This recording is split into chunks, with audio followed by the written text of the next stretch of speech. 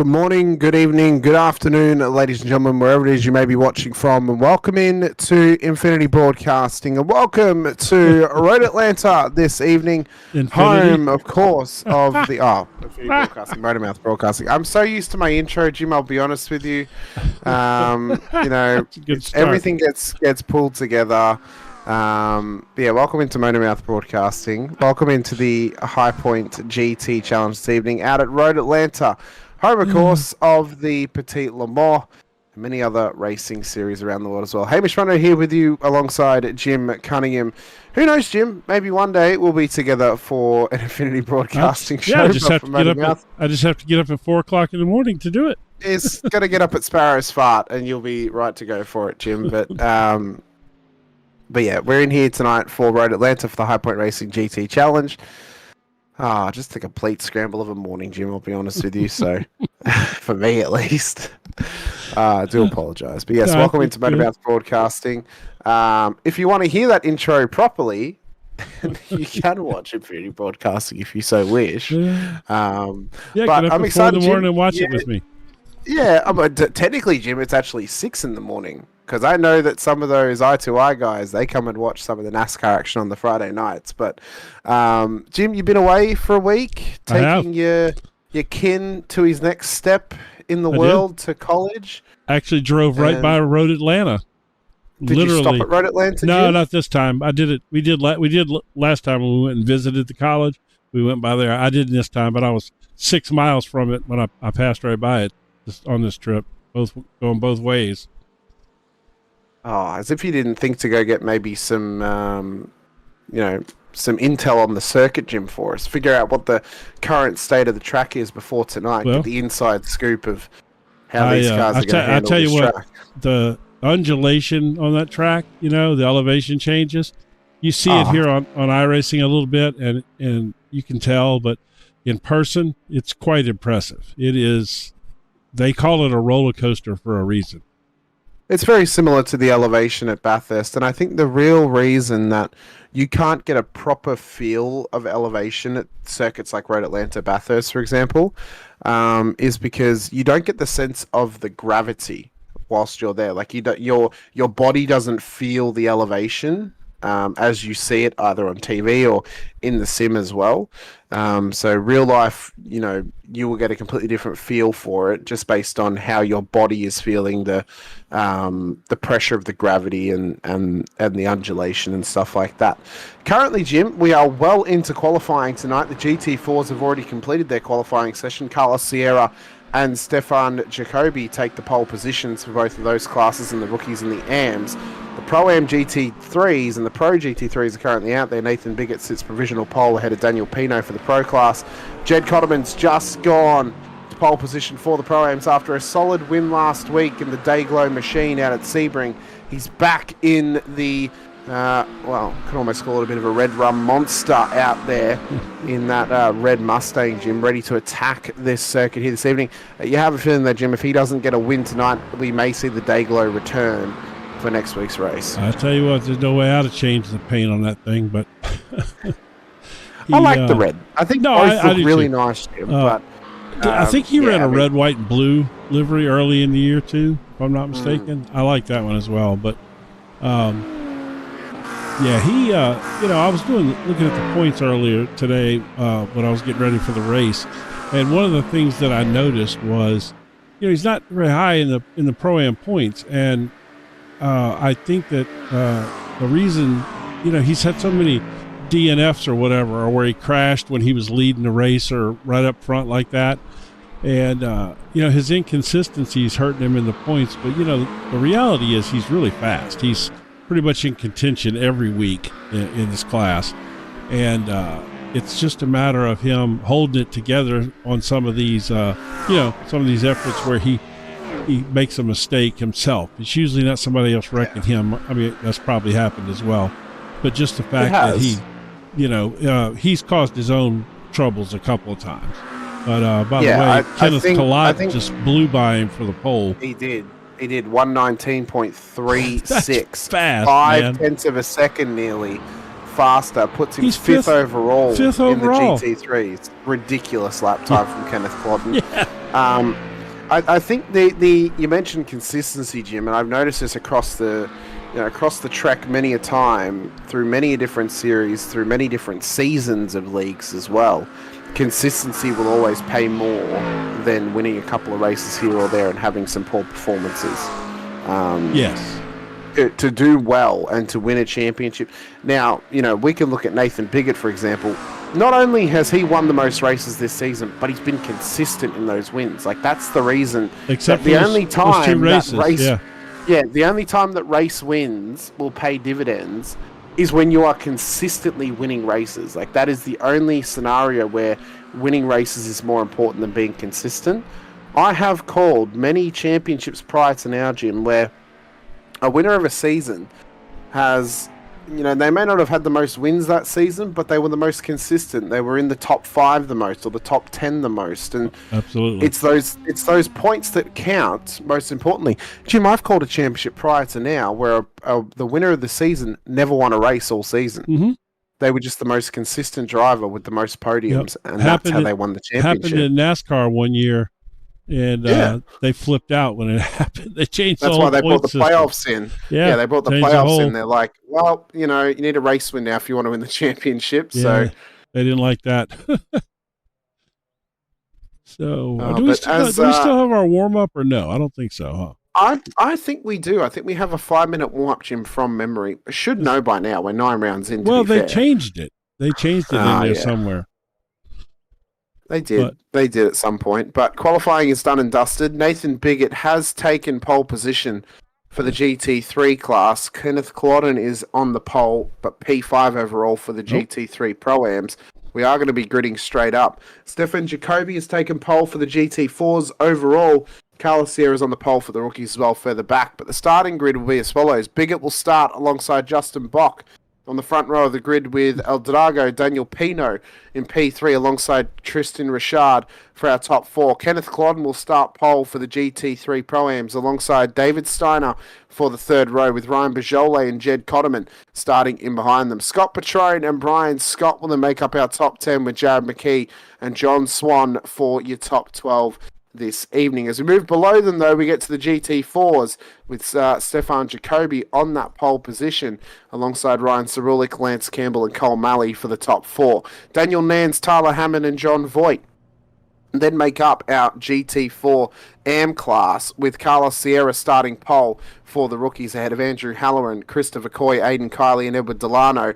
Then a couple of cars who didn't set qualifying times, including Anthony Cronova, Mark Ogier, Lakin Shaw and Andrew Voigt. They'll start at the back of the GT3 train, and Liam Habul, Sean Patchen and Chase Eisenberg will start at the back of the GT4 train as well. It's going to be a short run to the start-finish line, Jim. We're not doing a full warm-up lap. We're starting from the Formula D section. Yeah.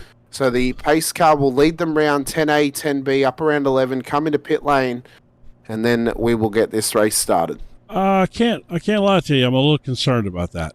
There's going to be some really cold tires out there, and there's not a lot of room to warm them up before you go. Makes turn 1 through turn 5 really exciting for us, Jim. It really does. So maybe a little too exciting. We'll see, but yeah. Yeah, these old hearts may not be able to take it, Jim. Don't yesterday was my birthday, so man. Well, today's my birthday, Jim. So that's right. Golly, we're both old. Well, no, we're not even close to old. You're not even. I'm 1 year closer to 30, Jim. I'm only 4 years away from turning 40. I'm 1 year further. I'm 1 year further from 30, and it's almost 30. Oh, there we go. Yeah. So the pace car will get us underway, of course. We have got our double screen on offer for you tonight as well. Yep. We'll check out some of the action throughout the night and throughout the process. As the GT3s look to get started, it's absolute chaos back in the GT4s, Jim, because all those GT3 cars at the back of the field were back behind the GT4s. As we get underway at the front of the field, the GT3s have gotten us started. And now the GT4s look to get started as well. There wasn't enough time, Jim, because it wasn't a full lap, pace lap, to get the GT3s past the GT4 cars. So currently they're actually trying, of Anthony Cronova and Mark Ogier, to get past all of the GT4s. They need to throw a caution here and fix that. And one of the issues is Ryan Cerulik, who started up at the front of the GT4 class, is down 11 positions at the moment prior to the race start even happening, Jim. And this is how it all started back in the GT4 class. So That's they the look to threes have gotten rolling going. along. Yeah. Yep. So they got going, and then Cerulik, I think, pulls over because maybe he wanted to let the GT3 pass. I don't know, but the rest of the field just comes past unless he's had an issue. But there you can see those GT3s at the back of the field. No, I think he was probably following iRacing's instruction that tells you, let so-and-so pass or whatever, Well, he's just made a pass on a GT3 car coming onto the back straight. It's all hell's broken loose, Jim. And as we'll get our standings up and running in just a moment here, Nathan Biggett has just begun lap number 2 of this race. Justin Bock, we got the camera on him tonight. He sits in P3, started P2, already has dropped a position to Daniel Pino. New livery on board. That Mercedes here tonight, Jim. I noticed it in the chat. I don't even know if you know what this is. I can't recall if I've ever actually explained it to you. It is an Itasha livery on board that Mercedes of Daniel Pino. If you're unaware what Itasha is, look it up. You'll find out what it is pretty quickly. Okay.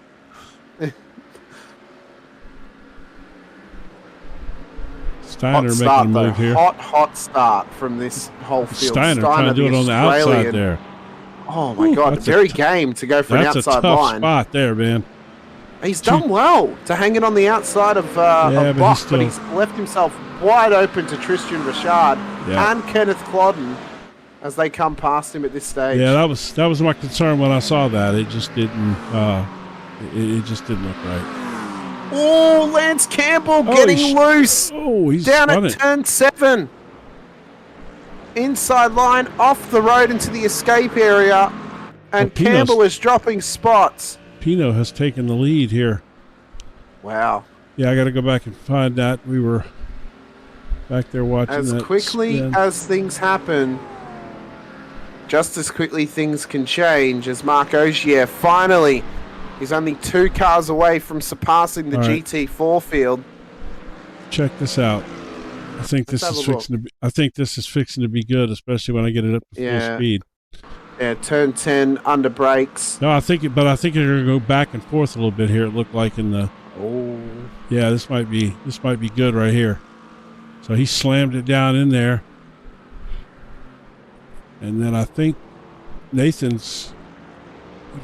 It looked like Nathan's just dropped him behind. Yeah, it looked like on the thing that Nathan was going to catch him and they were going to go back and forth a couple, but I guess not. I suppose maybe just hanging him behind him, saving some fuel as well. It is a tough track to save fuel if you're not in the draft. In that draft, though, it is one of the best tracks to save fuel at, Jim. Nice hard braking zones, downhill sections that you can clutch in at. It can really benefit you here if you can save fuel, because that will help in the strategy game as well, of trying to get yourself at a strategy advantage and a consistency and an economy advantage as well. GT4's battling away now. Daniel Nance, Tyler Hammond, John Voight, all in a line astern at this stage, with Cole Malley leading this small train. They've got Anthony Cronova trying to chase them down to finally get past the GT4 field as he started the race behind the GT4 train. If you're Ogier and Cronova, they would have been better off, Jim, just starting from pit lane tonight and going green once the GT3s had come past the pit exit. Yep. Yeah, they don't have. Yeah, we would have had to pass all the traffic. I'm back here was looking at David Steiner, and when you were calling off the grid there, Beaujolais, you expect him to see him usually up there in that top 4 guys, right? He's always pretty fast. He qualified like 8th, I believe it was. I was surprised by that. Or I guess it was 7th. He's moved up 2 spots. He just passed Steiner and Collado pretty fast there. Steiner's usually pretty quick. He seems to be, like I say, he tried that outside move there, and I don't think his car liked that too much. But we'll see what that amounts to. But Beaujolais on the move heading up.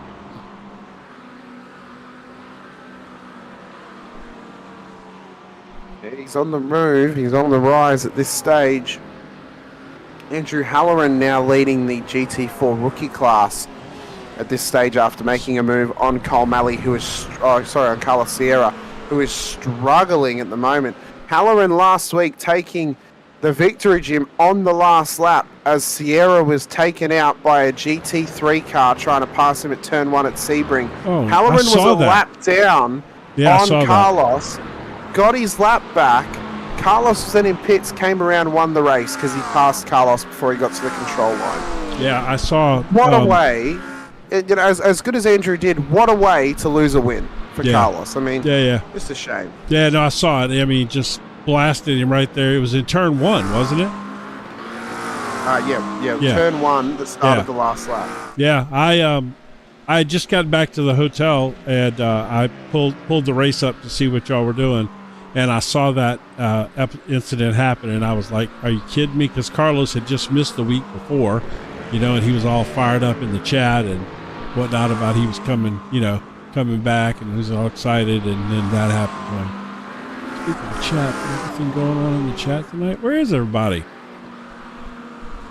They're not in the chat apparently, Jim. Get into the chat. Let us know of any drivers you want us to keep an eye on tonight.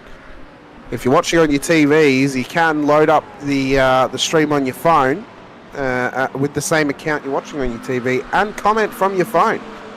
So you can easily get into the chat with us tonight and be a part of the stream yourselves as well. And if you're watching for the first time, or you've been here for a little while and you haven't done so already, why don't you hit that like button, subscribe, and the bell icon as well, so you're notified whenever we go racing here on the channel, with 2 times the High Point Racing action each week, including the GT Challenge here tonight on Wednesday night, tomorrow night on Thursday.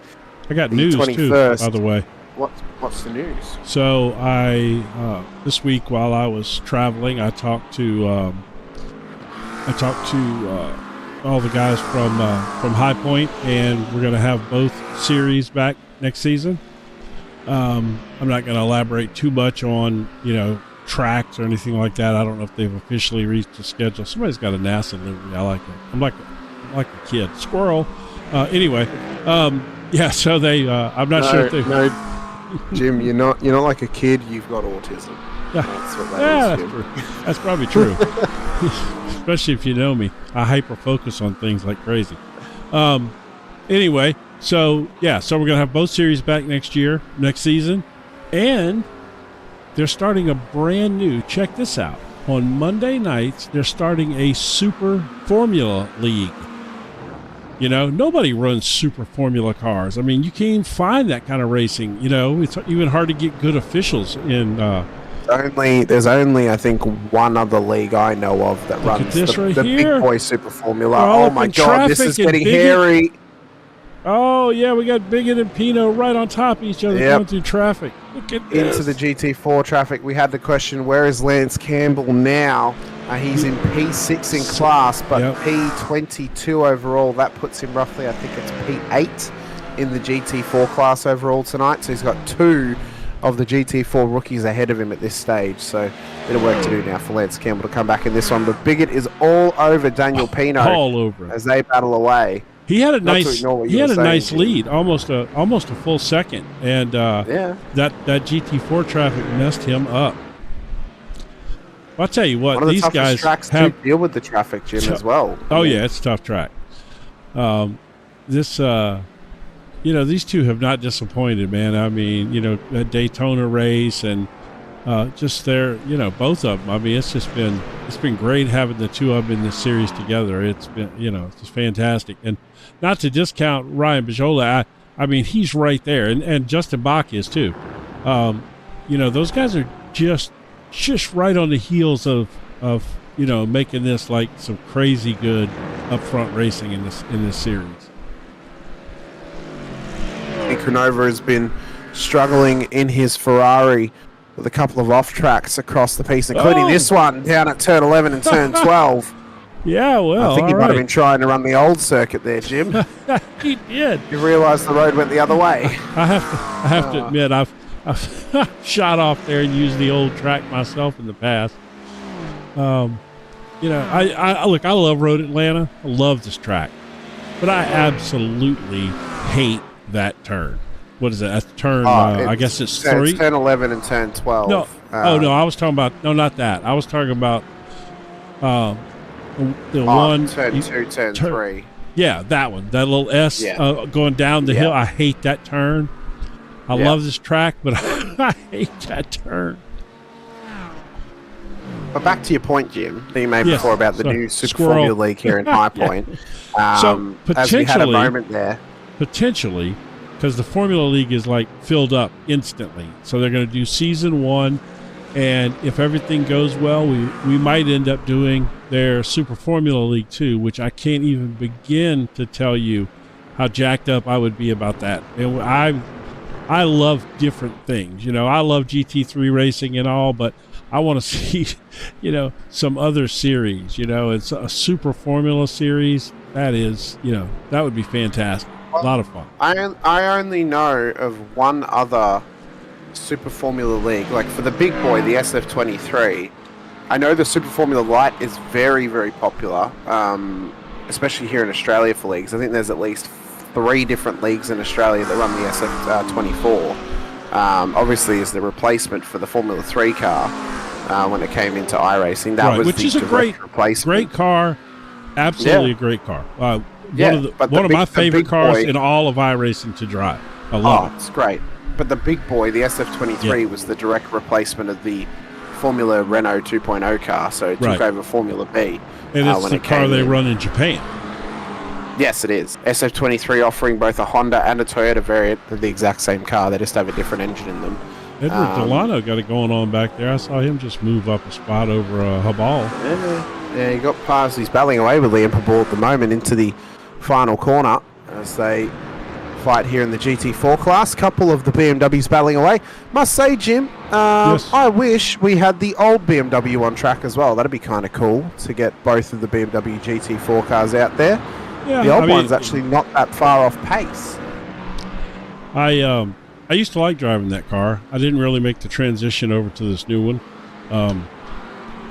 But then they came out with all these new different cars, you know, and spiced up, you know, because you had a run of cars there. You had the Mustang, and then you had the McLaren, the Acura. They all hit pretty fast, you know, and that new BMW popped in around that same time in there, and I never really took to it. I started driving the Mustang, McLaren, and the Acura, and just never got in the new BMW really.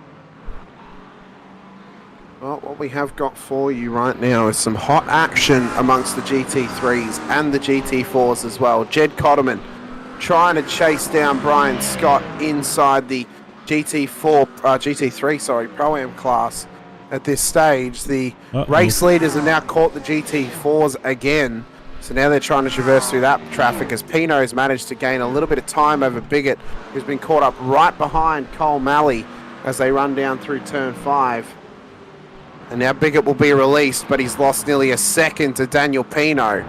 And that has not helped the race leaders' hopes and chances. Well, sorry, not helped P2's hopes and chances in Biggett, the pole sitter, to chase down Daniel Pino at this stage. Now, Stefan Jacobi is the next car to get caught by the race leaders. He's got a hell of a lead at the moment, Jim, over Daniel Nance. 6.6 seconds in this GT4 class. He is dominating at this stage. Well, you know, we've had a few races like that, and then we've had a few where they were just like crazy super close. You know, it's really it's kind of been hit or miss with the GT4s this season.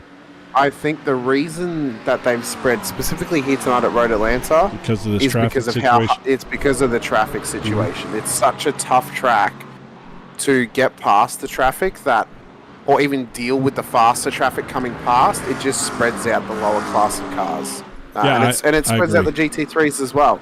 Now, Road Atlanta is a great track. I love Road Atlanta. You get really, really good racing here. But even during the Petit Le Mans, the traffic starts to spread because of how hard and tight the track is to get past the rest of the field. So, you know, it's a major factor. We see it every year in IMSA when they come here for the Petit Le Mans as well. We'll see it in the IMSA series at the end of the season when they're racing here as well, with the GTP, LMP2 and GTD class on offer for us.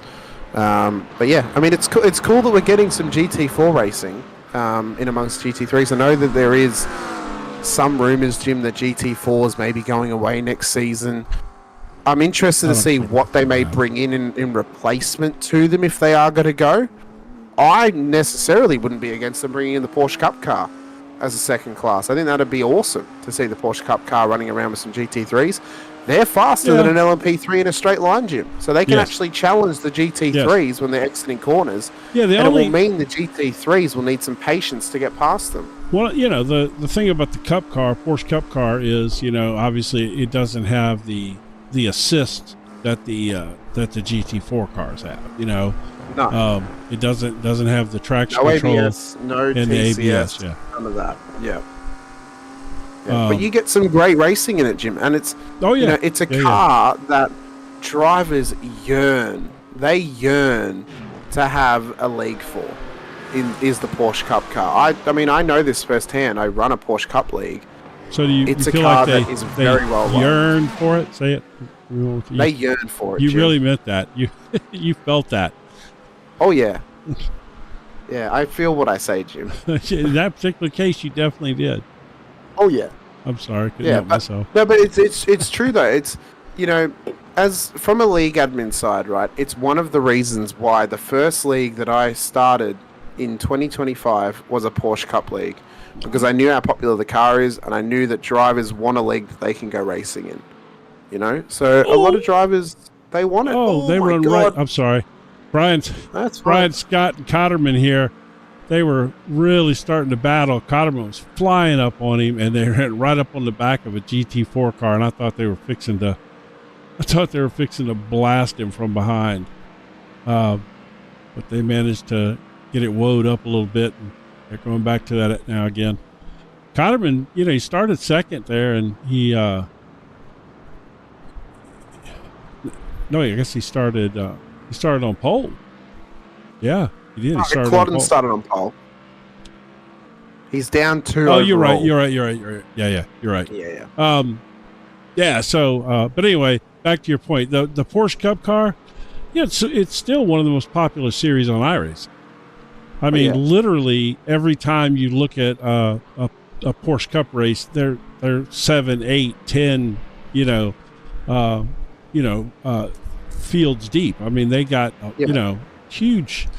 And honestly, it's one of the best cars to learn how to drive to move up through the sports car ranks, because if you can control that car, and with no traction control and no ABS, you are prepared to move forward to some of these other cars. And I think that jumping right into cars with ABS and all does not prepare you for the future of sports cars, because as you move up, the assists go away to some degree, Well, and not just that as well. It's like, well, you've then got to think about what other classes could they include if they want to do multi-class. You can't really do LMP3 because they're faster, or they're as fast as the GT3 cars. So imagine trying to deal with that traffic, Jim. It'd be incredibly difficult. And you want the GT3s to be your top class because it's GT Challenge. So you got to think then, well, what other GT cars could there be? Well, could we use maybe, Jim? Just maybe. GTEs? The legacy GTEs or the legacy GT3 cars and have a legacy class. Oh, that'd have be cool. With that BMW that had the big long nose on it. I love that car. The big V8 Z-Type, the old Merc, the old McLaren, the Ford GT. Oh, how good would that be, Jim? Just some old school GT racing. Oh man, I missed it. Cotterman got by Brian Scott there, and I missed it. I'll go back to the leaders because they were battling pretty close. Let's see what happened here. Oh, Jed's going to put a move on him here and then stick it down on the inside. Oh, yeah. That was interesting. Jed braked first there, but he still drove it in there pretty deep. That was nice. That was a nice move. One of the better passing zones on the track, I have to say. It really is. I think your two best, I think we can probably agree, Jim, or your three best is probably turn 1. Turn 1's a bit hairy. I mean, it can be, yeah. Turn 6 and then turn 10. They Yeah, are probably your obviously 3 10, main yeah. passing opportunities the whole track. Yeah. You know, I have seen moves into turn 12 before, which just as hairy as turn 1. But Ooh, Harrier. it is I think Harrier because it's downhill. yeah, true. You know, True. you're coming downhill there, and you got that momentum, and you know, I mean, your car does kind of settle right there at the bottom as you're going into 12, but still, a tough spot to pass. Very, very tough spot. There are more and more battles happening throughout the field, Jim. Speaking of passes, John Swan is battling away with Jared McKee, trying to get past him as well. That was just Has some GT4 traffic as Jared just gets by. I believe that was Cole Malley. It was. So they've got 2 cars to go before they have lapped the entire GT4 field back here.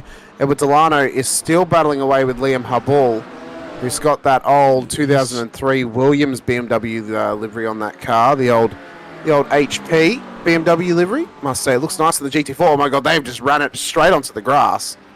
yeah. Didn't realize Bavaria Motorworks make lawnmowers now, They Jim. do. They do make lawnmowers.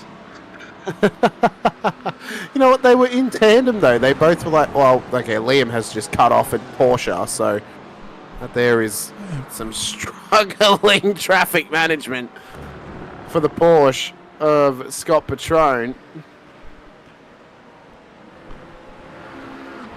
Oh, and Jim, I must say, probably a couple of clinches there for Scott in that moment, I think Right. he said. Yes. I tell you what, this traffic, you were right. I mean, you said it before the race. You hit it dead on. This traffic is wreaking havoc out here tonight. Oh yeah. You know, It is, and I didn't realize such it a was that tough bad place. here. No, it's such a tough track to do. It's fine if you're in, say, a GTP compared to a GT3 car.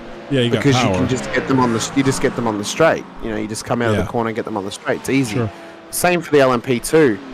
The GT3s, they don't have quite as much of an advantage on the straight as over the GT4s as a prototype would over them. So they've got to try and get them into the corners. So it's a lot harder for them to get by. Now, obviously, when they're at top speed, they can get past, but the acceleration is not that much. There's not that much difference between them. Like, it's, you know, somewhat minimal through the early gears. So, Right. yeah, traffic is a massive thing, and it's such a big factor here. When we look at the rest of the season, you know, we look at the rest of the calendar. Obviously, we've got Bathurst next week. That's going to be... if we're ever going to see another caution, Jim, it's going to be next week at Bathurst, or in a couple of weeks, you know, next week at Bathurst. They set the date wrong, unfortunately, on the calendar. It says September 27th. It's not. It's August 27th. I didn't even realize that. Monza the week after. Probably going to be pretty easy to deal with the traffic. And then Spa. Yeah, I mean, Monza will be your typical, you know, turn 1 will be the, you know. Turn 1. And that other little chicane. Yeah. I mean, it'll be, that's going to be your issue spots. And yeah. You know. It should be fine, though. But no, it's great. Bathurst Monza's great. Don't get me wrong. And But Bathurst is a whole different animal. I say this with the hopes that the whole field is going to watch this race back when the broadcast is done. Patience is your friend at Bathurst. Do not try and get past the traffic if you're stuck behind them between Silman Park and don't Skyline. try to pass on the mountain, man. That's just... Don't try and pass What's from going on up Silman here? Park. Oh my Sorry. God, they're battling away. No, it's okay. I have been keeping an eye on them this whole close are time. we We'll to- swap around. We're getting close to pit stops too. We are. We're getting real close to pit stops. About 25 minutes into this race, roughly, and Pino is leading the way by barely a hair over Nathan Biggett as they run up onto the back straight. We're still following Cotterman battling away with Steiner and with Brian Scott as well. Just to finalise the point there, Jim, before we run away from this. From Silman Park to Forest Elbow, from Silman Park to the Dipper, don't go for a move. It's not worth it. Right. I better not see any passes at Skyline, Jim, because it's going to end in tears. It is not a passing opportunity. You just have to be patient and wait. You can do it between McPhillamy Park and Skyline if you've got the runoff of McPhillamy. But by God, do not go for a dive at the... Don't go for a dive at Skyline where all you can see is the horizon and you can't see the road ahead of you. Just don't do it. It's not worth it. just have some patience, please. As the Australian representative of voices, David Steiner will agree with me. Don't do it. It's not worth it. No, that's a brutal spot, man. Oh, it really is. I've tried to pass on the mountain before in a GT3 car, and it never goes well. You can, and the thing is, man, you got to be careful, even if you solo spin on the mountain. Oh yeah, because you have to, Carlos, because you're in the middle of the road. So Carlos and I were in a league together back, I don't know, a year or so ago, and we had a big race. It was broadcasted, 50-car field, GT3s, all that stuff. And we had a race at Bathurst, and we're right before the race. The league guy comes on and says, "Look, whatever you do not try to turn the car around on the mountain. Toe to the pits. Too many cars on track for you to be trying to turn the car around on the mountain." So here we go. We're about 15. Unless you've got. Do what? I was about to say, unless you've got your relative up and there's no traffic coming, yeah, you just have to wait. So, you just have to wait. So Carlos and I are, mid-pack or whatever, we're about 10, 15 laps in the race, man. And I come whizzing around that first turn going into the mountain, there, whatever it is, turn 4 or whatever. And I start going up the hill. As soon as I crest the hill, because it's blind right there, bam, Carlos is right in the middle of the track, and I just T-boned him and destroyed both cars, and he was trying to back up and turn the car around right there. Oh, we got pitting going on. Steiner jumped in there, and Brian Scott Steiner is trying to pull an undercut here. Look at this.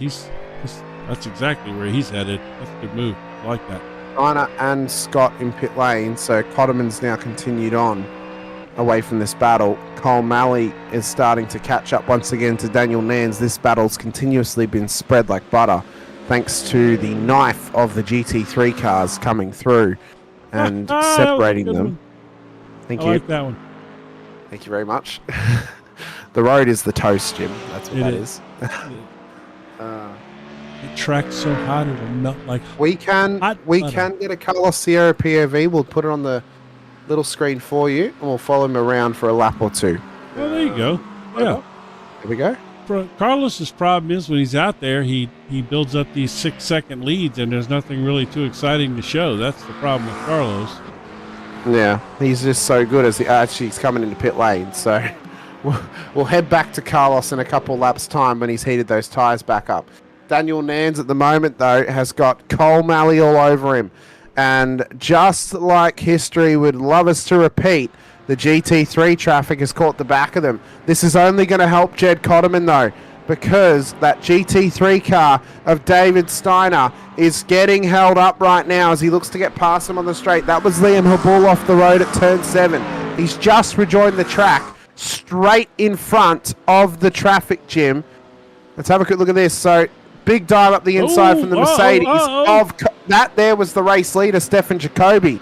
So Habul there, horrible blue flag management from Habul, it must be said. And then just rejoined straight in front of the traffic. Oh my gosh. It's an ugly moment. Ugly moment there. Yeah, that wasn't pretty. So Nans into pit lane. Malley now goes into P2. Cotterman's still in.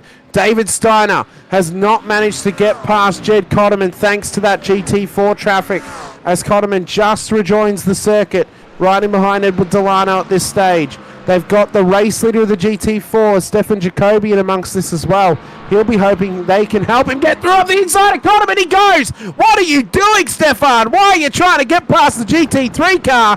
What is even the worth in that, Jim? It must be said. You're leading the race. Why are you trying to go past the GT3? What in the hell?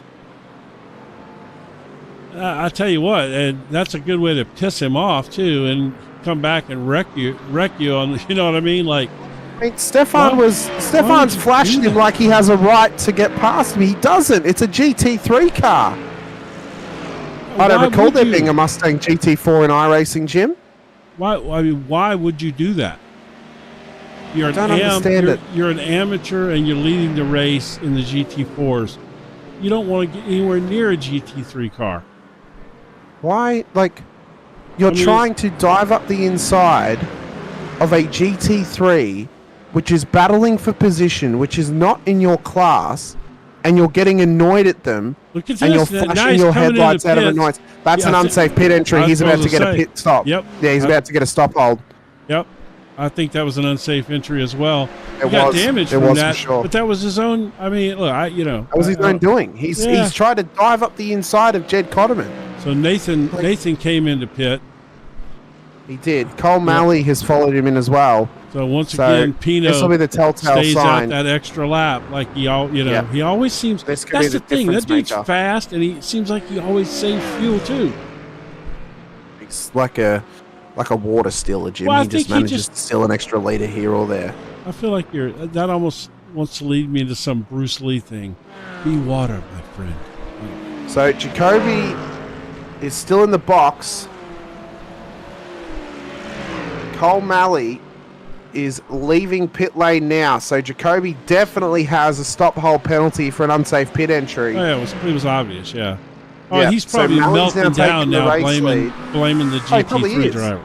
He probably is, but there was nothing wrong with what the GT3 car did. It's the faster class of car. It has the right of way, and you're trying to dive up the inside at turn 4. What is even the worth in that?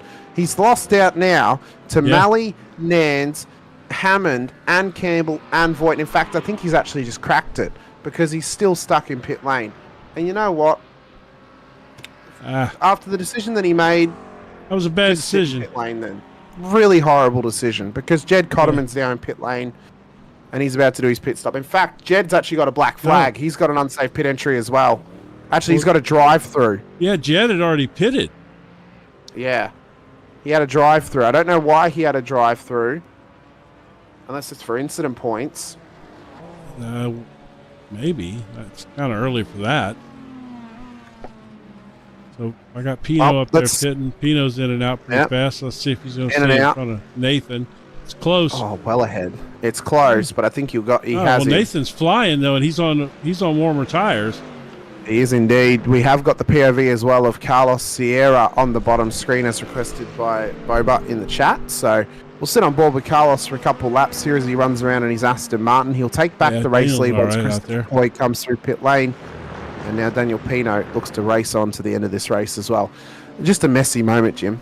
I think it can be agreed. The reason that you're a GT4 car and the reason that you're in the rookies or AMs is you're learning, and I get that. And, and maybe in the long run, that's a learning moment, And, I've done a lot of stupid crap, when I was racing too. And, but in hindsight, he's going to have to look back at that and say, what in the hell was I doing? I just threw away my race. He had a huge lead. It's, we mentioned consistency, Jim, and we mentioned being consistent, but you've also got to race smart. Yeah, well, that's part of consistency. Smart. There's a time to let people go. There's a time to let people go even in your own class. You know what I think makes it a little bit worse as well, Jim, unfortunately. And this will be the last point I make on this before we obviously concentrate back on the action. Stefan has nearly a 2.5 KI rating. Wow. Why are you making decisions like that?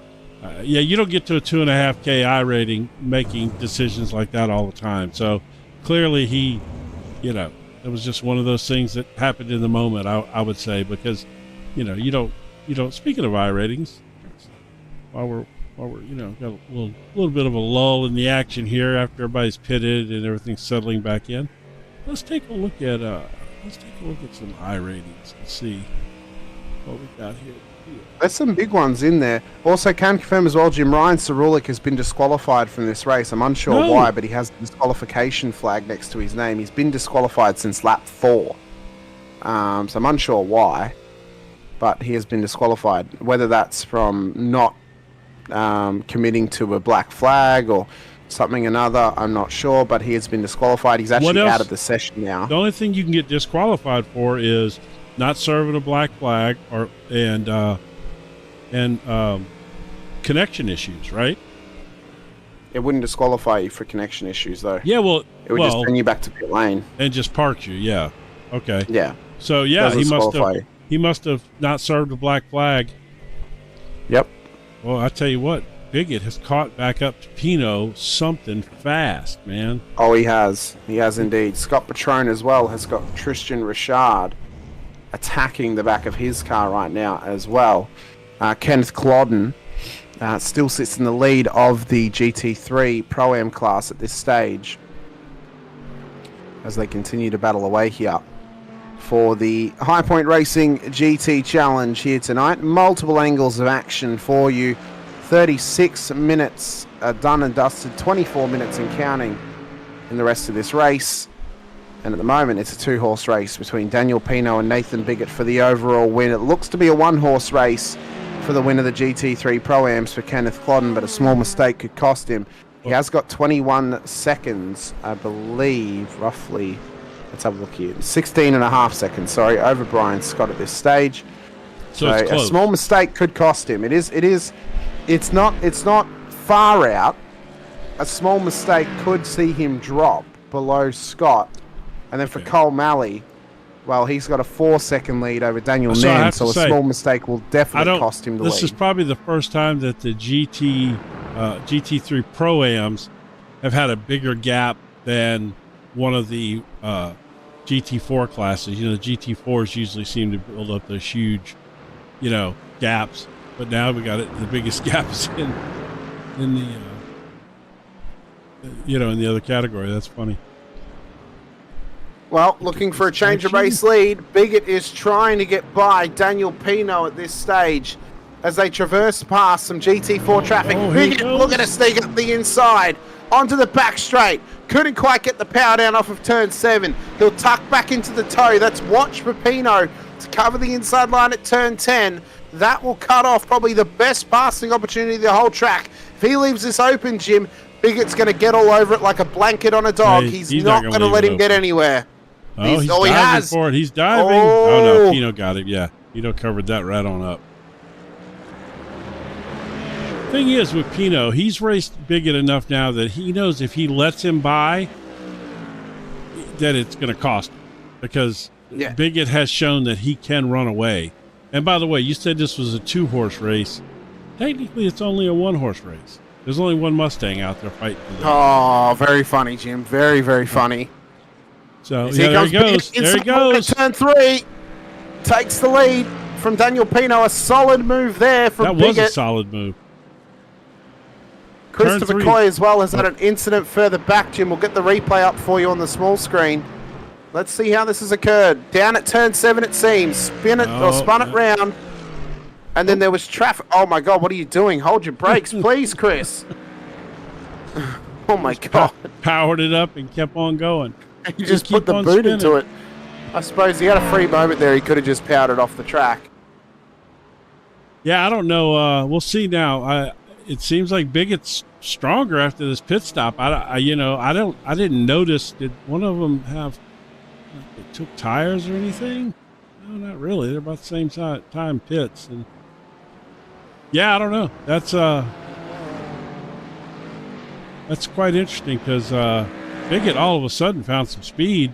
Unless it's just go time. Jim, the reporter in me and the absolute fiend. I mean, he said we could. No, the absolute fiend for opinions in me wants Jed Cotterman to win the Pro-Ams because I want to get his opinion on the move that happened earlier. That's what I want.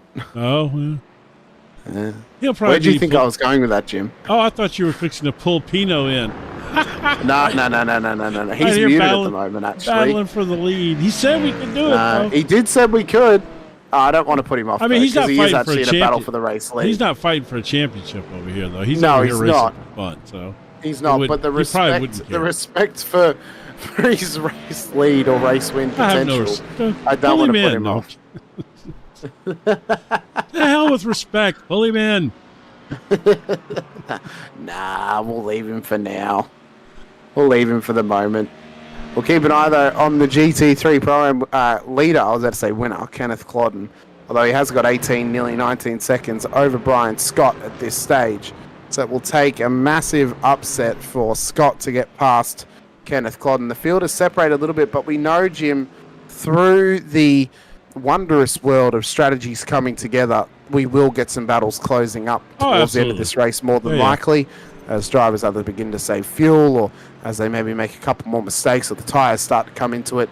We will see some battles starting to form very soon as well. Around the pit stops, everything kind of spreads out a little bit, and then we get about 15 to 20 minutes out, and then everything starts just kind of sliding back together. And next thing you know, we've got several on-track battles going on. Ooh, somebody just passed it. Oh my gosh. Pino is up his rear end. He's coming right here. Oh yeah, he is. Pino straight back at the race leader. Side by side as they run through turn 7, and it's a drag race down towards turn 10. That was the wrong time for a cough. Pino has just etched ahead of Bigot here, but Bigot's going to have the inside line because he still has the overlap. Yeah, so the Pino's drive out of the corner, drive out of the corner is benefiting the Mercedes compared to the Mustang. But under the brakes, the Mustang, well, that there is a stopping horse if ever I've seen it. That thing can slide straight in and sneak on past if it wishes to. I mean, they are, you could relate them if you go back to the American Indian. You got the horse and the silver arrow. Yeah, very true. Bows and arrow. That's a big reach. You know what? That was a good one, Jim. That was a nice little historical reference. Ron Morns would love that, Jim. I guarantee you. He loves Jazz Night at MPR on Sunday nights. He would love that one. Habul had a bad situation, it looks like. Let's have a look. How's this happened to Habul? So he's still been struggling out there further back in the field. So he let some of the GT3 cars pass. So how has he ended up off track and coming? Oh, okay. He's just... How? That there... Oh, it ain't over, I don't think. Well, that there is just a... That's just a massive skill issue, I think, Jim, if I'm honest. I mean, he ended up right out on the grass and then came back on track and then back out on the grass. I mean... I feel violated. Look at Nathan, man. You can't even see his beard right now. You can't. How in the hell has he fitted that beard into that helmet? That's what I wanted. That helmet's got to be 2 or 3 sizes too big, just so you can get that beard in there. Oh yeah.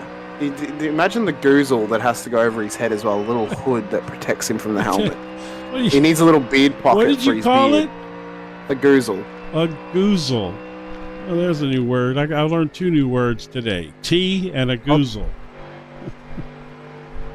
You don't know what the word tea is? T-E-A? Yeah, like iced drink? tea? Yeah. Yeah, but also the reference of I have tea. Yeah. No, I don't know that one. That's not a U.S. thing at all. No, it is, Jim. Trust me, it is. It's not. It is. Am I that old that I don't even know? Is that what you're telling me? Yeah, Jim, unfortunately. I worry for the day that I don't know the youth slang of the modern era. Okay, so what in the hell just happened to Nathan Bigot while I was looking at his beard? Did I mess him up? Well, he hasn't gone off track. I think he's just been struggling with the traffic, Jim, if I'm honest. It's 3 seconds back. Yeah, I'd say it's just traffic because he didn't go off track. No, he didn't even have an off track, does he? No, he didn't. I mean, he has none for the whole race, which is saying something around this place. Well, Jim, we mentioned the fact that the strategies would come together tonight and the traffic would find themselves again. David Steiner is now hot on the heels of the Pro-Am leader, Kenneth Clodden. Yeah, we got another battle right in front of him. Yep, and he's gained out to about 20 seconds as Clodden over Brian Scott. So the smart play now for Clodden is let Steiner pass. Don't try and battle him because you're just going to chew up time that you've got back to the car for positioning class back behind you. Yes. So if Steiner goes for it, Clodden may just give it to him. Get these two, man. It's a good little battle right here for 5th and 6th in class. Yep, Richard and Patron pro class battling away. As Clodden I love that. I do love that turn right there. That coming downhill, you're just flying, and that car sticks. You said you didn't like it before, Jim, and now you do. One I like. The one I don't like is this one coming up right here. Oh, I see. This Yeah, whole 2 and sequence 3. right here, because you're Yeah. cresting that hill, your car gets light, and then you got to make that quick, chicane, whatever you want to call it. Unfortunately, we don't have the alternate layout on iRacing, Jim, which cuts out turn 3, where you come up over the hill towards turn 2 and you just keep on going straight down. I've used that a lot, even though it's not on iRacing. Take your Joker lap. Yeah, just bail it right on out there. So some hot battles amongst the GT3 class. Unfortunately, the GT4s have separated a little bit. Cole Malley is leading the way by 7.3 seconds over Daniel Nans. At this stage, he's 15 seconds ahead of Tyler Hammond in the next Mercedes in the GT4s. Then it's Lance Campbell back up to P4 tonight. So good comeback from Campbell after an early mistake. Sierra dominance personified at this stage, Jim, in that Aston Martin. P5 overall, P1 on the road for the GT4 rookie class with 20 seconds in hand over Andrew Halloran. Wow. As they continue to fight away. So all right. My point I made last week of single GT4 class, if GT4s return next season, I think GT4s overall. So you're saying in this league that they might not bring GT4s back? That's what I've seen. I saw that they had a poll between the drivers in the announcement section. I was checking it before. Stay in GT4 for Season 3. 8 people voted no out of the 11 drivers that voted. So... Well, first of all, GT4 may not be coming back. 30 I don't know. plus car fields, and they're getting 11 votes. Yeah, but from the GT4 drivers. It was specifically for the GT4 drivers. Well, I'm gonna be honest. Okay, they have to put another car in here because I agree. This would be a lopsided field. I think, Jim. Honestly, I think legacy GT3s. No, they're not. That, with the new GT3 cars that they don't, I mean, it costs can't. It's $5. Not all of them. Car. Not all of them. Which Some ones are? Some of them are, but we'll look that up. We'll discuss that later because you might be right, but still, I don't. They're not going to do that. They're going to use a current car of some kind if they're going to do it. Yeah, for sure. The Porsche Cup would be a great car to do. I think it'd be great. Yeah. Porsche Cup, maybe Toyota GR86, possibly if you want a really slow car. That's too rolly, too body rolly. It's not. That's a different kind of racing. Porsche Cup would be the car, but man, I tell you what, no offense. Brian Scott's in pit lane. They're back up here right all over each other again. Of course, right as I get there, they drop 20 seconds apart. Also, Bigot set the fast lap of the race last time by 118.52. Well, he's running down from 3.5 seconds. Yeah, he has. And it hadn't been but about 3 laps. Brian Scott has come in for a drive-through penalty, so I'd say maybe incident limit for Brian Scott. That's cost him P2 in the Pro-Am field as Jed Cotterman's now gone up to P2. Bigot, though, is all over Daniel Pino here for the race lead. All over him like a bad smell. And he can't drop him, even with the world's greatest deodorant or fragrance. He cannot drop Nathan Bigot off the back of Daniel Pino right now through turn 5. As he gets a bit loose, Jim, off the curb. There was a hairy moment for Nathan Bigot. But this man is flying right now on the Mustang. Oh, I got that one too, by the way. I like it. He is flying.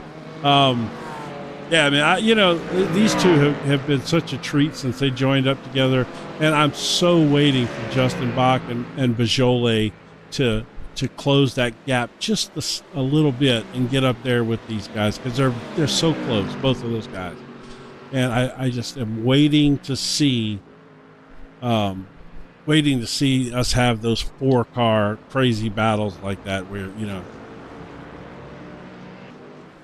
Well, GT4 traffic could have a part to play in deciding who is going to win here at Road Atlanta. We often say sometimes the track decides tonight. Right there. That was a great spot for Pino. Yep.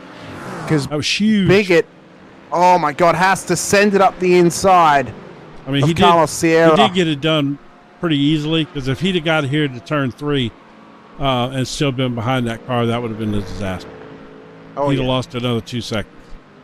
Absolute disaster for Bigot. Look at the gain, though, up towards turn 5. I have to wonder He is absolutely flying. So that's sector 1, right? Yep, Yeah, that's sector 1. Bigot was Yellow flag as well for Brian Scott. He was previously off the road. That's a slowdown. That's just a slowdown. He's got a slowdown. Delano had Delano's got a meatball. Yep. Oh, Delano had some bad stuff happening there, unfortunately. Let's have a look. What's happened to Delano? How has he ended up with this meatball flag? Oh my God, that's a massive steering failure to turn 3. I think. Straight into the wall. No headlights left on that car. Nope. He's a ghost down at turn 4. How could anyone see him down there? Yeah. Oh my God. He's staying out of the racing line at least. Yeah, he's trying to stay away from him. Yeah, traverses the grass through the S's. Yeah, he's doing a good job there. Oh no! Bigot and Pino just crashed! Oh my God! Bigot and Pino just crashed. I'm gonna go to full screen real quick. Bigot and Pino just crashed. Oh my gosh! Bigot's towed back to pit lane. Oh, this is bad. All right, let's see what happened here. Oh my God! I gotta go back a little further. Hold on. So Bigot trying to go around the outside at turn 10A and 10B makes a bit of a knock-on effect there with Pino. They're door to door. Obviously, tensions are flaring between them up to turn 12. And then bang, straight into the wall goes Bigot. So does Pino. Is that Merc carrying damage right now? Oh, both of them are, yeah. Well, Bigot towed back to pit lane. There's no way Pino has continued on. Smacked the wall. Pino has got Justin Bock 1.4 seconds off his heels, Jim. This race is not over just yet. 8 minutes left. Oh, no. Pino's in trouble, dude. There's no way that car isn't damaged. No way. So look at this. All right. So you got, this is pre that spot right there that we just saw. Let me go back up here. I think that's so here comes. Flung it in. Yeah, he did fling it in. Okay. He got it all loose. He got it. Yeah, he didn't really slide up into Daniel too much. So that's all right. And then right here, I don't know what happened there. It's like, did one of them jerk like they got over? magnetized together. Yeah, hold on. I'm going to jump back here and go to the chopper. Let's see. Okay, Pino went. Oh, Bigot ran out into him. Well, Pino went over into him, and I think Bigot kind of like. If you go back there, Jim, you'll see Bigot washes out wide. He makes initial contact with Pino. Oh, well, that's not. And then ends up putting Pino into the wall. All right. This is last time. Let's watch this back. I'm gonna go back to this. Go back to the live, whatever you think. I'm on live on mine. Don't worry. Yeah, but I cut it off. I had this full screen. All right. So what I saw here was it looked like that Nathan kind of slid. Let's go quarter. Go quarter speed, Jim. So you'll see there, Bigot runs out wide, makes the contact. All right, I don't. How do I make washes them out? How do I make it quarter speed? So go back to the moment. All right. And then you'll see below your fast forward button, there is a quarter. Well, I got that. Text. But... Yeah. So then press play. Yep. And now press the quarter. I am. Oh well, it's not working then. Yeah, it's never worked for me. That's right. Yeah, I'll get it up. I'll get it up for us. Okay. All right. Yeah, I'm gonna go back to live. Yeah. But to me, it looked like that. Bigot washed out over into Pino, and then Pino kind of retaliated with a hip check or something. So let's watch this back on the small screen for the final time. So as they come up over the hill, you'll notice on the right-hand side, Bigot washes out left, makes contact with Pino. That gets Pino loose. They then interlock, and then that's what shoots Bigot off the road. So the initial contact was from the Mustang, washing out into the left-hand side, hitting the right-hand side of Pino's car, and that is all hell broken loose between them. So I would say, Jimmy probably had maybe a bit of debris on the back of the car, like on the rear tires after crossing the grass, and that got him loose. What was weird was, they hit some curbs and they kind of lightly touched each other, and that was all fine. I don't think anybody, I think that was fine. That was good racing. I don't have an issue with any of that. So it's weird. I really don't know what just happened, but the question I want to know is, I'm going on board with Pino right now to see. Let's see what the steering looks like.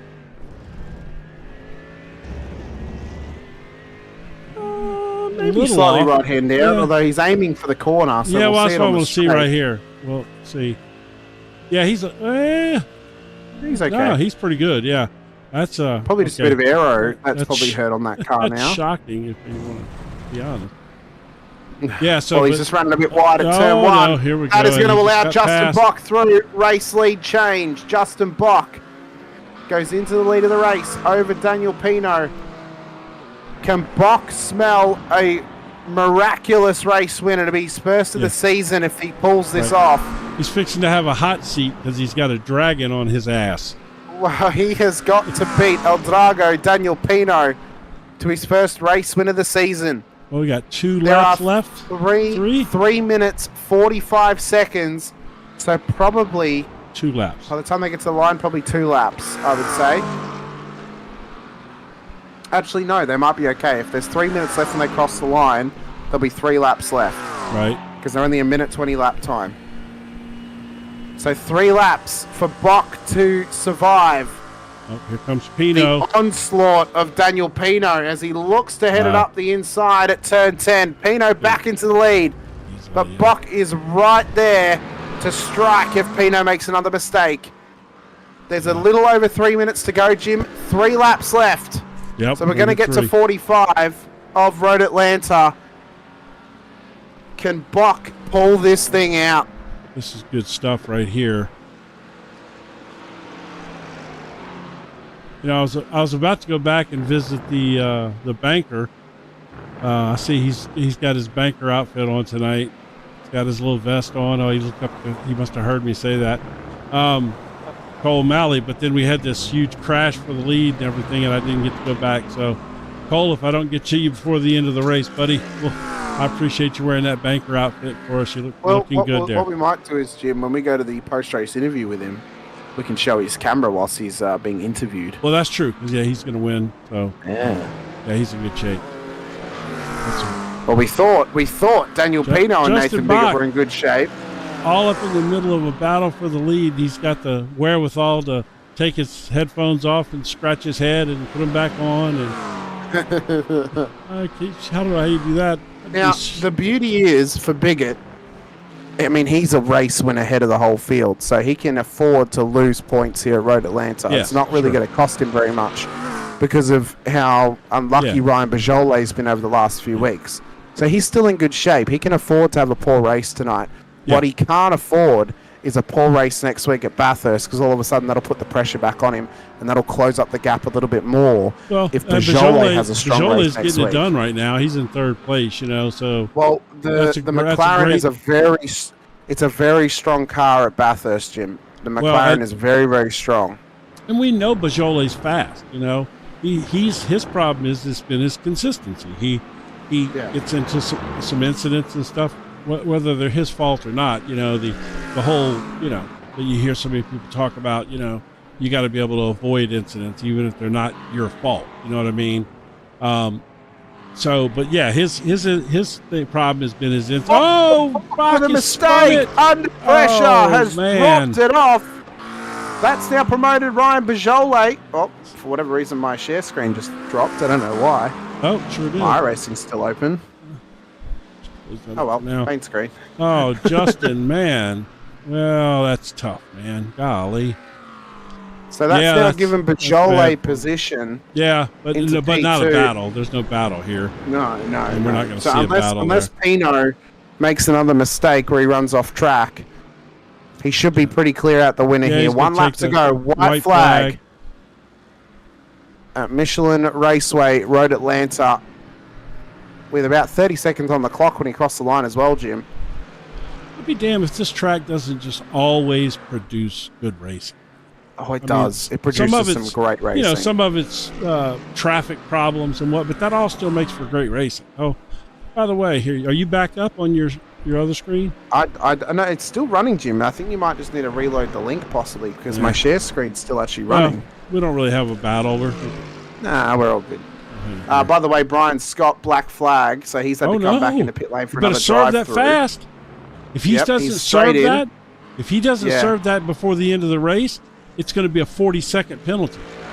Well, he's in. It's a stop hold. So he actually has to sit there and stop. Now, the beauty is his race won't finish when Pino crosses the line. So he'll be able to continue on once he's finished that black flag. But he is already dropping positions. I was broadcasting a race yesterday, and the guy got a black flag on the very last lap, last turn, and it was a 40-second penalty, and it dropped him down 27 just spots. Quickly, Jim. Checkered flag flies. Daniel Pino takes the race win ahead of Ryan Bajole, and Justin Bock will make up our podium for our GT3 Pro field. Where is Cole Malley? Cole Malley's a bit further back, so I think we can hang out here with Kenneth Clodden. So we can go to Clodden, Jim. Hold on. There he is. Yeah. What an accountant is Cole Malley. Yes, look at him. What an accountant that man is. Kenneth Clodden, by the way, is if he had a bow tie on, 10B. if he had a bow tie on, that would be epic. Hello, Pee Wee Herman. So Kenneth Clodden is about to cross the line and take home the race win for the Pro-Am field here tonight for the GT3s. Well, we sit with Cole Malley. Well, I went back to Clyde just he took him the lead. He just took it then. Now I'll go back to Cole. Carlos Sierra has already crossed the line as well as the race winner for the GT4 rookie class here tonight. But the accountant, the banker, the substitute chemistry teacher, he's done it all and he's done it again. Right, real accountant's car, I must say. Yeah. He spared no expense on that car for sure. That was a good one. Well, it's an A+ on his exam here at Road Atlanta. Okay, he's big smile. Yeah, good job, but that was a heck of a domination right there. That was good stuff. So, my insta take before we do results here, as everything's finishing up, which it actually results is great. We'll give an afterthought later. All right, here you go. Let's put a pin in it, Jim, and we'll come back to it. Yeah, let's crap off this. Your results for tonight's race as follows. Daniel Pino takes the race win overall here this evening. It takes the win for the GT3 Pro class ahead of Ryan Bajole and Justin Bock for our top three. Scott Petrone, Tristan Richard, and David Steiner make up the top six. Kenneth Clodden finishes 7th, but first place on the road for the GT3 Pro-Am class ahead of Nathan Biggett in P8 with Jed Cotterman and Jared McKee making up the top 10. John Swan, Mark Ogier, and Brian Scott then make up the GT3 finishes in the end. Cole Malley will take the overall win for the GT4s and the AM win this evening ahead of Daniel Nans and Tyler Hammond on the podium. Lance Campbell finished just ahead of our GT4 rookie winner in Carlos Sierra here this evening. In behind, we had John Voigt ahead of Andrew Halloran, Aidan Kiley, Christopher Coy. They were the last of the finishers, I believe, ahead of Edward Delano and Liam Habul, who were 6 laps down. Then we had Stefan Jacobi, who was a big talking point earlier in the race. He then dropped out after receiving a black flag. Anthony Cronova, Ryan Cerulik, he was disqualified for not serving a black flag, I believe. Lakin Shaw, Andrew Voigt, Sean Patch, and Chase Eisenberg not getting this race started here this evening. But a big night on the road, Jim. A big race as well, and it's a big, big win for Daniel Pino. So when we get our B-roll happening, we'll drag in our race winners. In fact, let's just force them into the interview room. They're in the room above. We can force them in there. We have to wait for Cole Malley. Actually, no, here he is here. So let's drag him into there. Snag Cole first. Yeah, no. We'll talk to Carlos first. He won the GT4 rookies, so we'll go up. We'll work our way up the order. And I don't think Kenneth Clodden is in there, so we'll have to wait for him to join. We'll start, though, with Mr. Sierra, our race winner for the GT4 rookie class. Is it going to let me drag him in? There we go. Mr. Sierra, congratulations. Race win on the board here tonight for the rookie class, once again, making up for last week's unfortunate... wait, why is Kenneth now in here? Go back in there, Ken. Carlos, congratulations. Race win for the GT4 rookie class, making up for last week's unfortunate result at Sebring. Talk us through that one and talk us through what it was like with the traffic management, because we mentioned that traffic management around this place is very, very difficult, especially when you're in the lower classes and trying to traverse some of the GT3s as they come past you, and how it can actually spread out the field. So it worked to your benefit, but it can also work to your detriment as well. But congratulations, talk us through it. I would say with this track, it's just knowing when to slow down, knowing when to trust the other cars, and honestly, this race was good for me when it comes to dealing with a higher class car. But once I caught up with some of the slower cars, it got a little frustrating and hard to pass, and definitely made a huge mistake and shunted one of the other GT4s. Definitely not one of my proudest moments, but overall the track was one of my strongest tracks. I felt very confident, ran pretty quick at times, so I was happy for tonight. And last week was definitely disappointing. I had spun out. I think ahead, and it was fun on the last two laps. We were fighting, and then just unfortunate end. You mentioned the traffic management and being smart about it. Cole, I'm going to put you on the spot here, and not Cole, sorry, Carlos, and I'm going to ask Cole the same question actually because it was involving a GT4 car in the race.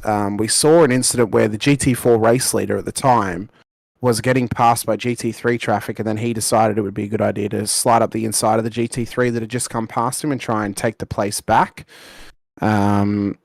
It was quite contentious. He seemed to be quite frustrated that he wasn't able to get back past GT3, including flashing his headlights at them, and then getting a pit lane penalty when he came into pits and called it. As a GT4 driver, your mentality on track, I mean, that's the mentality you've got to have, isn't it? You've just got to be patient. There's no point trying to battle back against the GT3s. That's cost him a race win. In your humble opinion, do you agree that he should have been frustrated, or do you think he probably would have actually saved himself and had a race win if he hadn't have made that decision? I would just say, just be patient. There's nothing you can do, and just for anything, you can maybe get a little bit of speed coming up behind them. That's all you can do. In the same time, you have to remember this is happening to you now, but somewhere around the track, or sometime during the race, is going to happen to the people in front of you or to the people behind you. So I think personally, it's gonna equal out. It's not like one driver in particular is getting the worst luck. We're all getting unfortunate passes. Well, speaking of unfortunate passes, next week at Bathurst, which is going to be very, very difficult for drivers to get past, pretty much from Silman Park all the way to the Dipper. What are you hoping for from the GT3 cars? I'm hoping they're patient. I'm hoping they're very aware of who's around them, being patient, and for us to be aware as well, and just keeping steady to the line. Obviously, just make it obvious if you're moving over as a slower class car. But I've raced before on this track, multi-class, maybe twice or three times in a big race, and just all I just stayed steady and hoped they wouldn't crash against me. And it turned out well, and just being patient. Well, it worked out perfect for you. You're a race winner once again in the GT4 rookie class. Carlos, let us know who helps get you out on track. Anyone you want to give a shout out to? And for myself and Jim, congratulations on your race win here in the GT Challenge out at Road Atlanta. Thank you. I like to say shout out to my friend in the chat, Boba. He seems to be watching. So indeed. Thanks for watching. Asking for onboard shots. POV of you for a little bit as well. Oh, great. Yeah, he'll definitely be happy. All right. Well, yeah. Excited for next week. Appreciate it. No worries. Thank you so much. Carlos Sierra there, the race winner for the GT4 rookie class here this evening. Next up, Jim, we have the banker, the race winner, the man who cashed all the checks here tonight for the GT4s. It was Cole Malley, the race winner for the GT4 class overall and the GT4 AM class as well. Cole, congratulations. Race win to boot for you. Handed to you during the pit stops. Now, I want to get this question out of the way. I asked this to Carlos as well, though he wasn't aware of the incident at the time. It was with, of course, Stefan Jacobi, who was leading the race in your class, decided to try and go up the inside of a GT3 car who just come past him, made contact, and then showed frustration and got himself a pit entry penalty, which then obviously took him out of the race. what's your opinion on that? Because he was very frustrated at the time, it seemed, tried to go for a move on a higher class car, which we questioned, why would you do that? You didn't do that tonight. You won the race. What's your opinion? I mean, it's always going to be difficult to make the right decision, especially when tensions are high, adrenaline's high.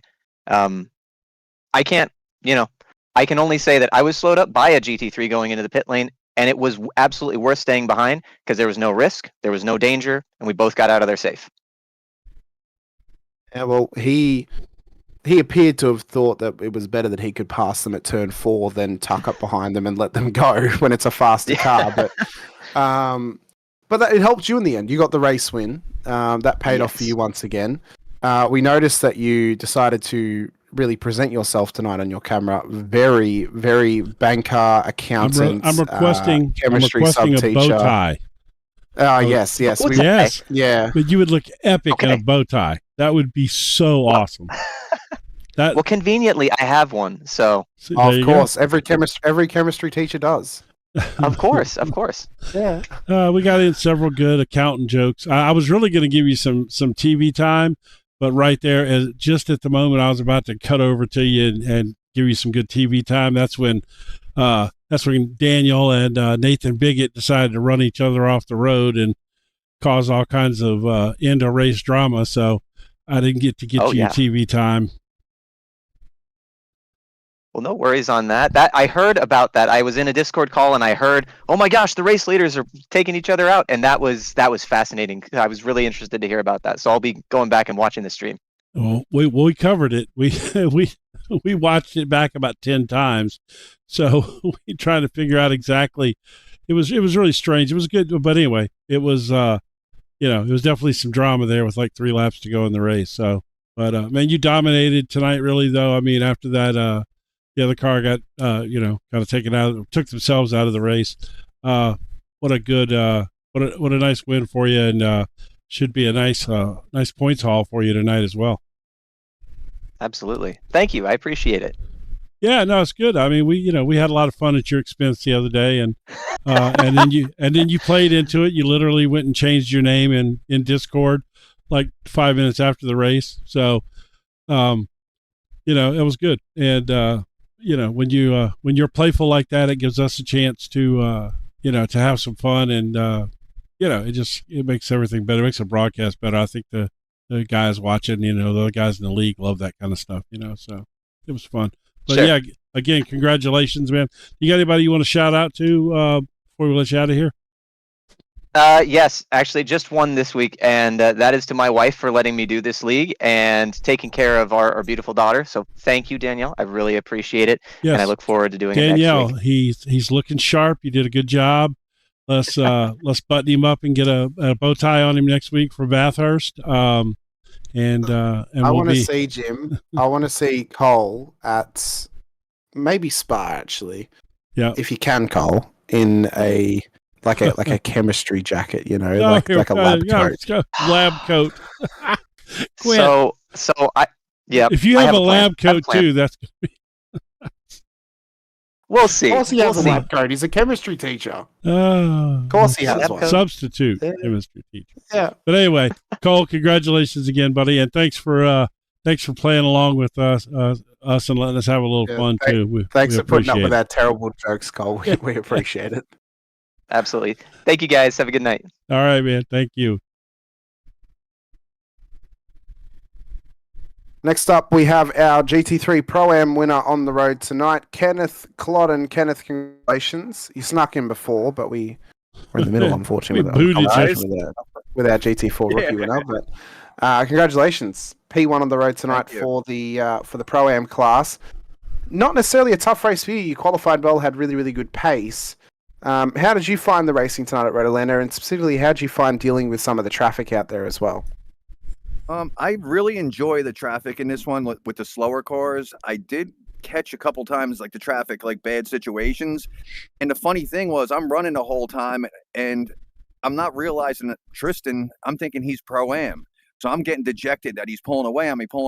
And all of a sudden I'm like, wait a second, he's pro, because I was so focused, on it. So I was like, wait a second, I got a good lead here.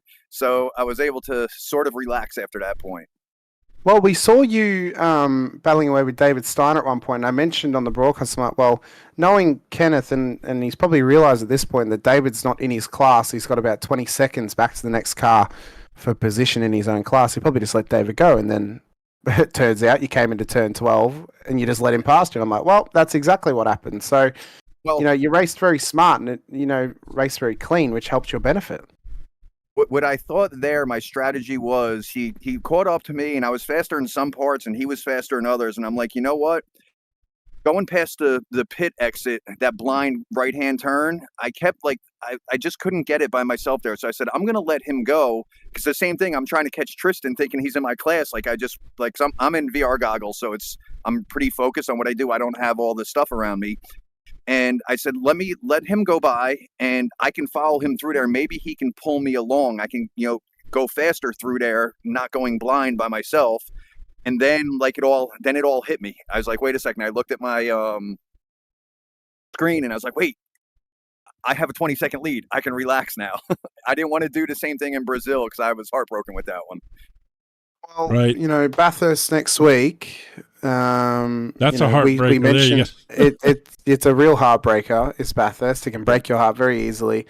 Now, we asked the GT4 winners what they hoped from the GT3 drivers, and they asked and requested patience, of course, which we mentioned there's going to be need to be some patience and understanding from the GT3 cars, as well as GT4s as well, specifically across the top of the mountain from Silman Park at turn 6 all the way down to the Dipper.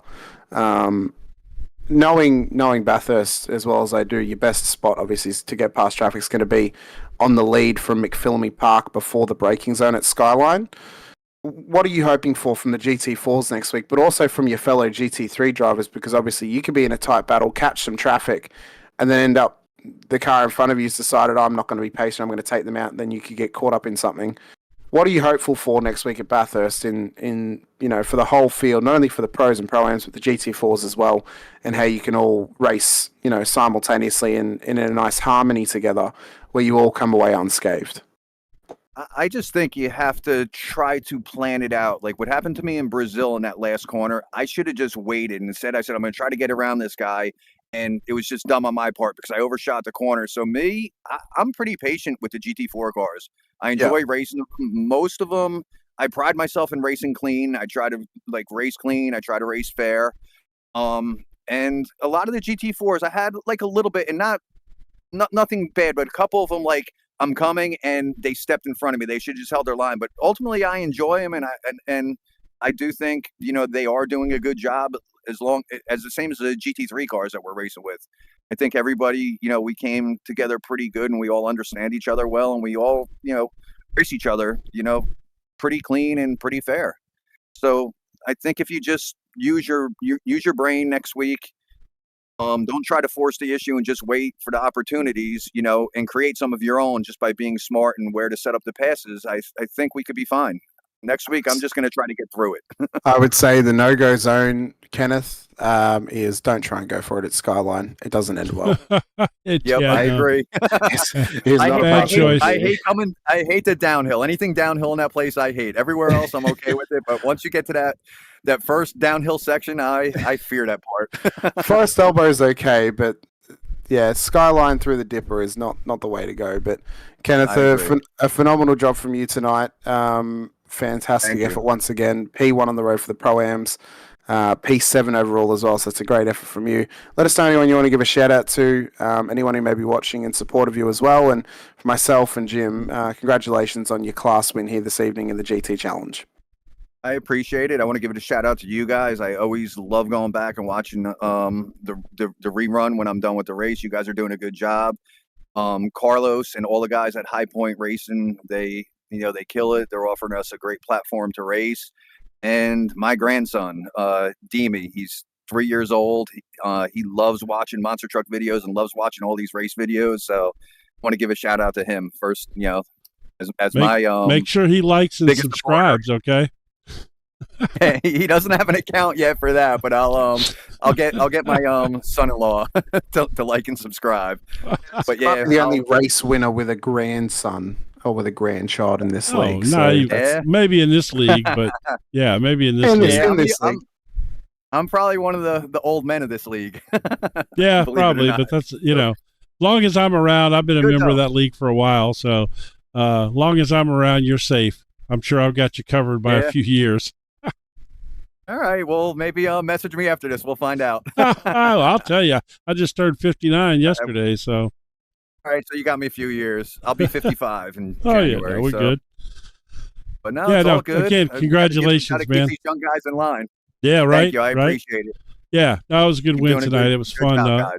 It was fun watching you race those guys too. The some of the pros up there. That was nice. That was fun. Yeah, that's what I'm trying for. Like each week, I think I'm picking up pace a little bit and racing with the faster guys. So, thank you again. I appreciate it.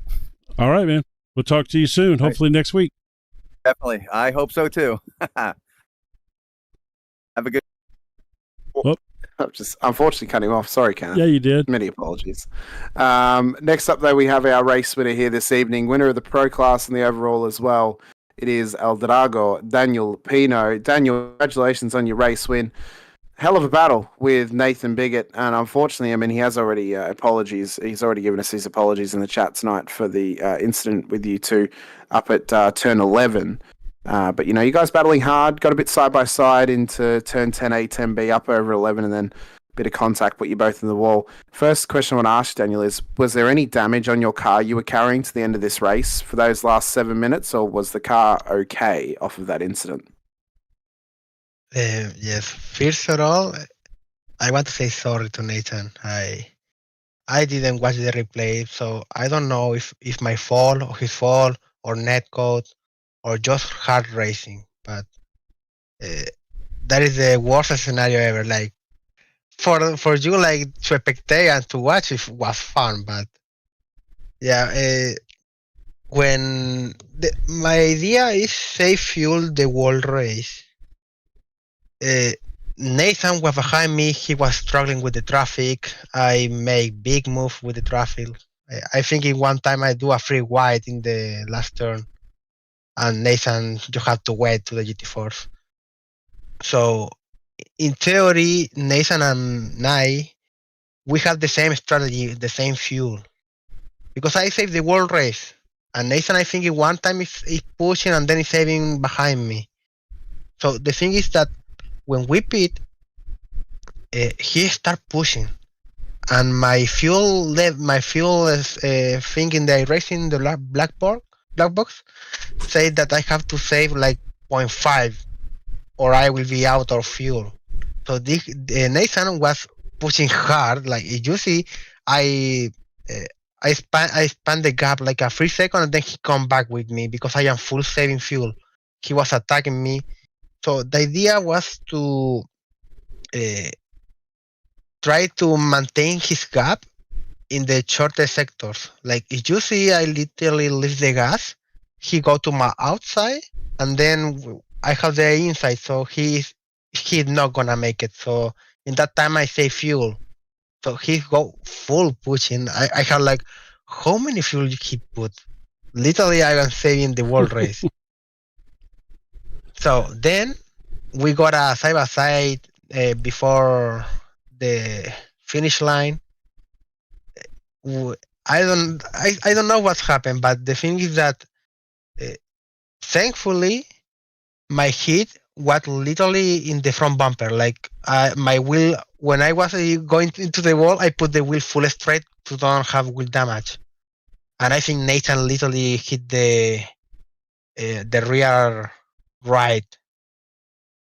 So probably I don't know if he towed or just have a penalty. He towed back to pit lane.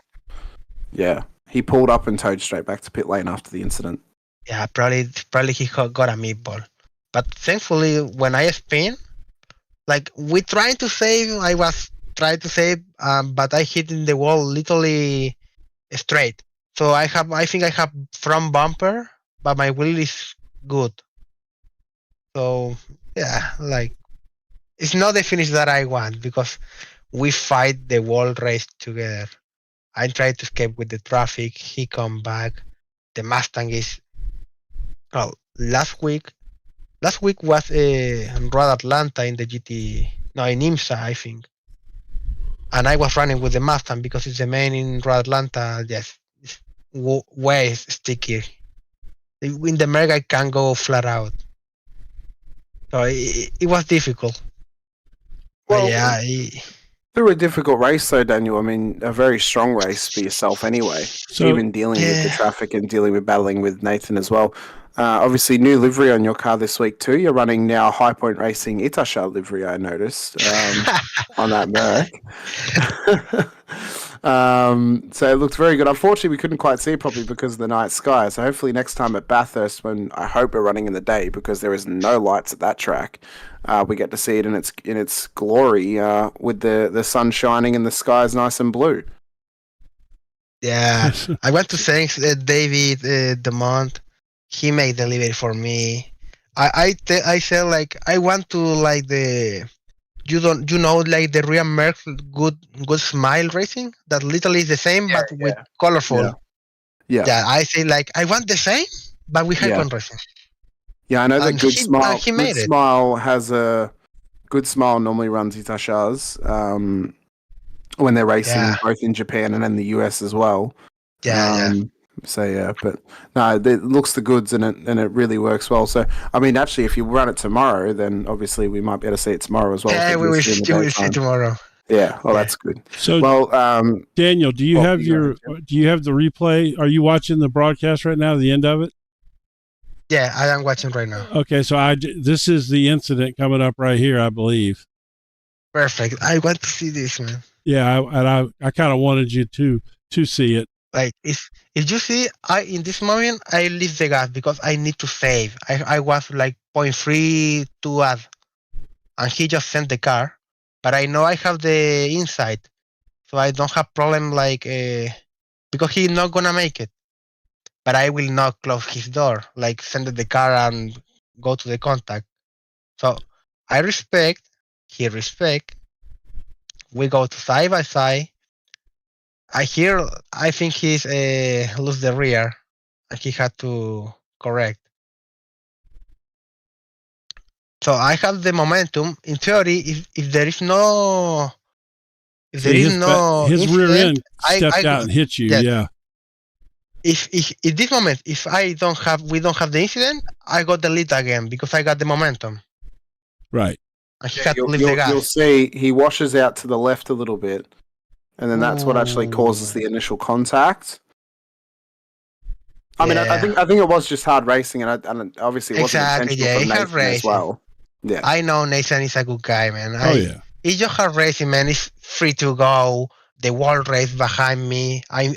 He passed me, and then I passed him again.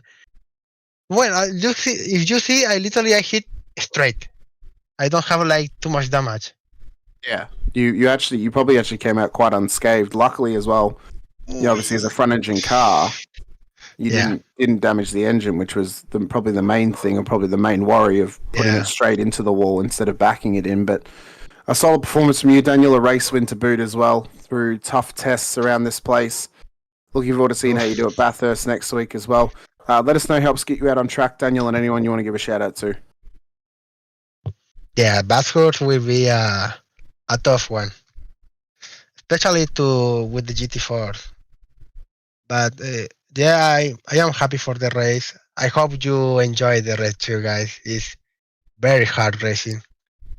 I want to thank, like, as always, Carlos, David for the delivery, the guy for High Point Racing. We practice. I joined to help the guys in the IM and Pro AM. Like, I joined with the same car that they are running, and I help lead with the brake bias or braking points. So I am happy I got that team. Yeah, that's awesome. Oh, that's Daniel, great. It's great for you to do that too. It is. It really is. If you could also just give a bit of a thanks in Spanish for us as well, as we often get you to do. Yeah, man. Bueno, gente, gracias. Estuvo complicado, lo sé. No veía nada en la noche. Turn on your headlights. Encienda las luces. No veo nada. Pero aquí estamos. Gracias. Gracias, Daniel. Vamos. Congratulations on your race Vamos. win, and best of luck tomorrow in the IMSA series as well. Yeah, man. See you tomorrow. No worries. See you then. Oh, what a race, Jim. It was What a good race. stuff. What a guy as well. All of them though, man. I mean, the whole group of them. I mean, you got Cole Malley in there, dressing up because we called him the accountant and the banker, and I mean, and Daniel, he joins this league just to come over and help. He wasn't even racing in this league, and he just comes over to help the guys work on brake bias settings and braking points and things like that. I mean, man, these are the kind of leagues you want to be involved in. Probably most people watching this are already associated with this league. That's kind of how this stuff goes. It's not like they're just random thousands watching racing on the internet. I mean, there probably are some, but if you're not in this league and you like the type of cars that they're running over here, you need to get over here and get in this league. They got some good stuff going on here. They got full fields in everything they're racing. I mean, from Indy cars to the super formulas. I mean, this is good stuff, man. And a bunch of good guys, I mean, what else can you ask for in a league, What else could you want? Some fantastic racing, close racing as well, and just a good group of guys who hang out and chat with each other while they're racing as well. So it's great to see. But a massive shout out, Jim, of course, has to go to our stream sponsors once again, of course, to DRE, Digital Race Engineer, as well as Track Cams as well. A massive thank you to them. They help us get the racing to you guys on screen every single week.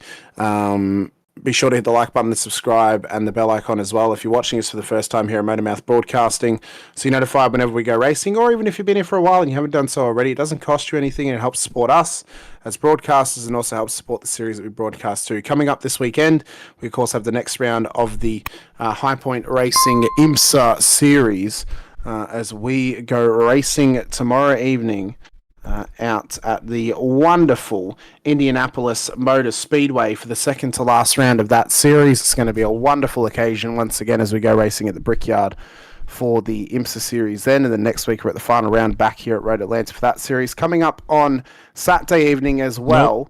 We're off. We're off. Oh, no, off that's week. right. We're off this week. That's right. We're still off. So that's fine then. That means we can go celebrate our birthdays with our significant others. Oh, really? Yeah, that's what I'm doing. I'm going to go out and have my birthday dinner with my wife. I'm already celebrating mine at the moment, Jim. I won't see my partner this weekend. She'll be at work, so that's fine. I get to actually celebrate it on my birthday. So. Well, yeah, I didn't get that this year. I did 3 races yesterday on mine. But look, my final thoughts on this are.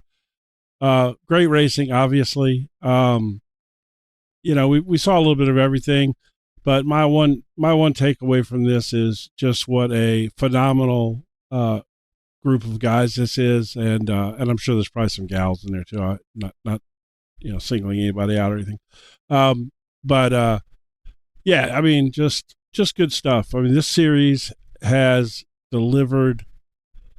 If I'm being honest, when I first heard we were going to do GT4s and GT3s, I did not think we were going to get the kind of racing that we've got this year. This series went well beyond my expectations, and we've had some phenomenal racing, a lot of fun stuff over here.